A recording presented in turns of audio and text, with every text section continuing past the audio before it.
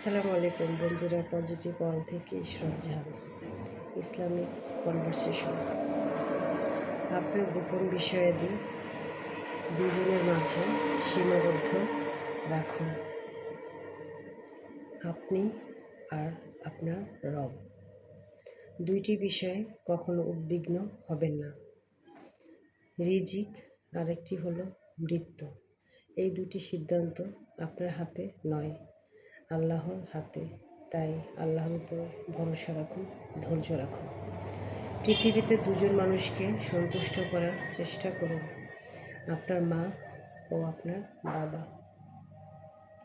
বাবা মার পায়ের তলে সন্তানের বেহেশত, আমরা জেনে এসেছি। দুঃসময় দুটি বস্তুর সাহায্য নিন, ধৈর্য ও সালাত।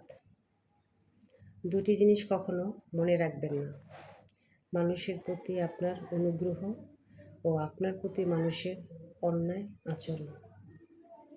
দুটি জিনিস কখনো ভুলবেন না, আল্লাহ ও আখিরাত।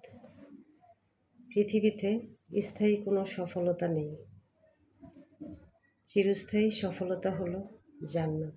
তাই আসুন আমরা সবাই জান্নাতের চিন্তা করি, জান্নাতে যাওয়ার জন্য, জান্নাতে থাকার জন্য আমাদের যা করণীয় আমরা সেটাই করি, এটাই আমরা পাবো।